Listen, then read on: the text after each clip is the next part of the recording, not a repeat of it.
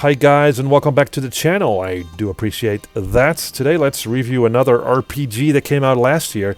It got a little bit of attention left and right. It's called Outward, and this year in 2020 there will be a first expansion coming out, so there might be more people coming in and playing this game, and you're either gonna love it or you're gonna hate it. Really depends, and I'll explain why. It's an old-school RPG with survival elements, and it does remind me of the old Gothic games. It has that sort of lo-fi look and feel to it. I do enjoy that because it evokes that nostalgic feeling of playing those older games, and I do especially like those seasonal changes that the game offers. The story brings like a three-path narrative, depending on who you side with during the main quest, and the story is engaging, but don't expect high production values with cutscenes and a lot of voice work, because there isn't a whole lot of that. There's some good choices and consequences throughout the story, but the hour-to-hour gameplay is that you're being dropped into this world. It's not an open world game, it's basically zones that you sort of cross, and you have to fend for yourself. There is no hand-holding in this game. That means that there is a big emphasis on survival, so you have to take care of your basic needs, which means eating, drinking, to keep your stamina up, also by sleeping. Take into consideration that, for instance, in a desert area you need light clothing, or in a snowy area you need something with high cold protection. So these kind of elements are quite interesting, so if you're into survival games, then this is probably something you want to play.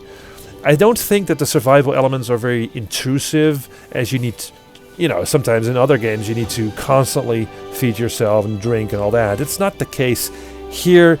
I think those needs are easily met through crafting food supplies, and you do find bodies of fresh water throughout the world. Another big aspect is the exploration of the world.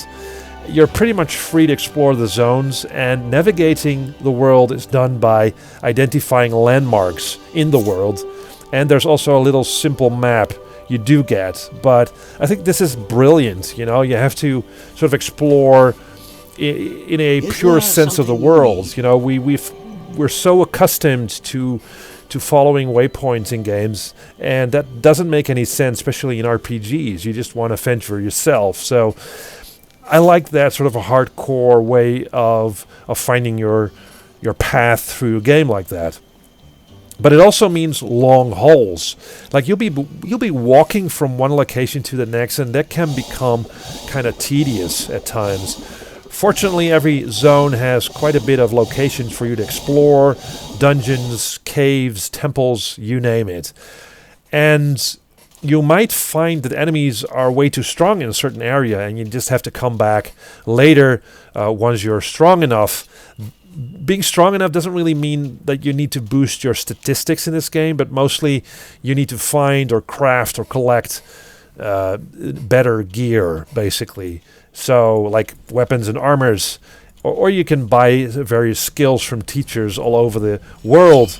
So it means that you sort of dress up your character, outfitted with better stuff, so that you can fight bigger monsters, stronger monsters. And that makes sense in an RPG. I mean, I never understood the idea of having to boost your own statistics as a character, because like in reality, if you're going into the world, your stats will be pretty much standard, and you're trying to find better gear in the world, to outfit yourself. That makes more sense than just boosting your stats, which feels kind of like formalistic in a way.